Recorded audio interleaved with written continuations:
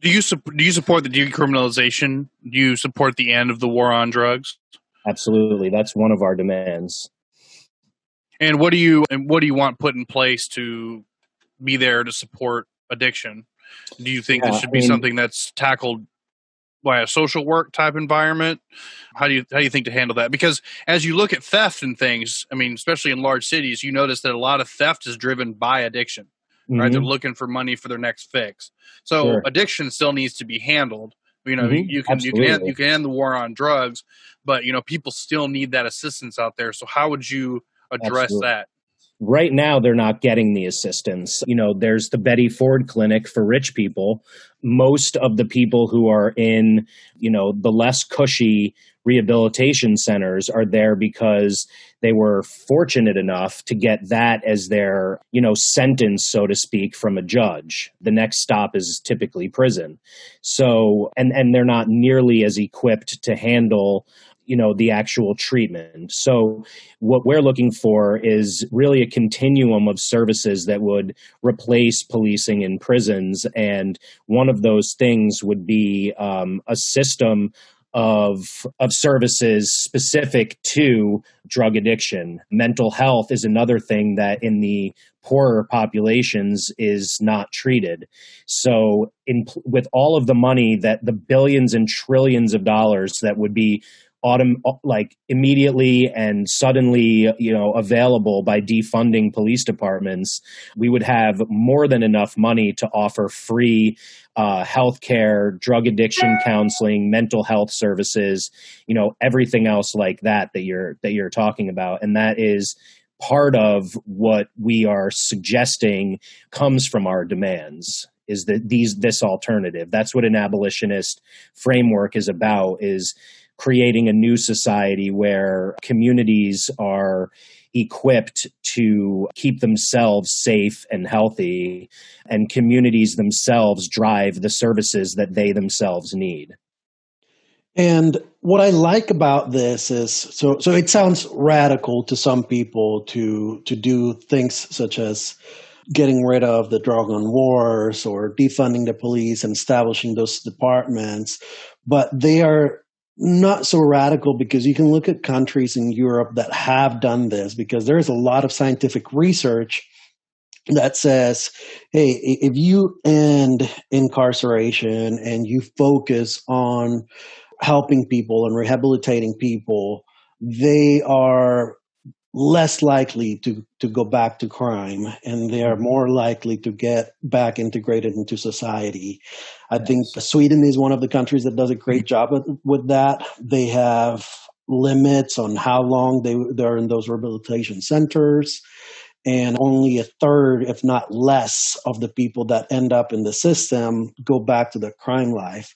And in the US, we know that number is much higher. It's 80% or more. So it works. Same thing with decriminalizing war drugs.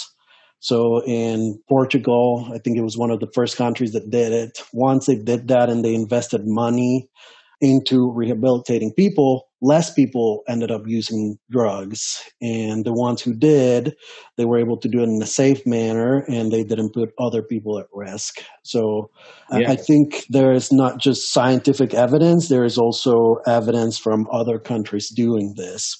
Yeah. I just want to say one last thing, to kind of round out what this abolitionist framework kind of entails. In addition to education and treatment, there's a focus on intervention. There's a focus on creating a society where and building up people so that there isn't these crimes in the first place. And of course, it involves decriminalizing, as we talked about, a lot of things that, where there really are victimless crimes, or they're crimes just because of poverty or because of your what you do for a living, that are essentially arbitrary.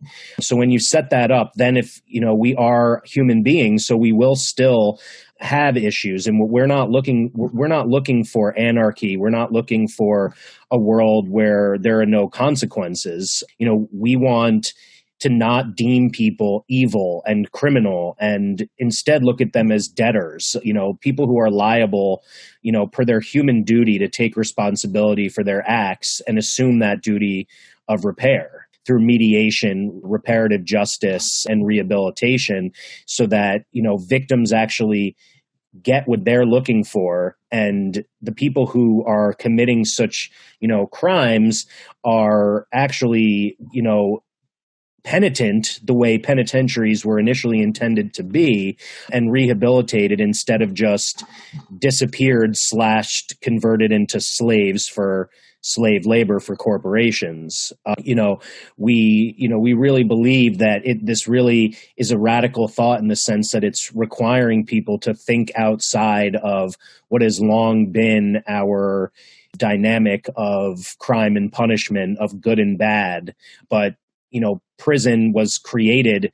It has not always been here. It was created initially as a replacement for stoning someone in public. It was believed then, to be a better alternative. But we know now, especially with the death penalty, with solitary confinement, with the clear intention of profiting off of incarcerated people and not allowing them, for example, to get higher education, it's clearly not to make them better so they can come back and be a part of society. We're trying to remove them, and because we have deemed them less than our collective selves who are on the outside. So with the 10 demands, as I said, we are on the road to full abolition, but we've created a number of demands that have great detail into ways that we can start right now to make a change.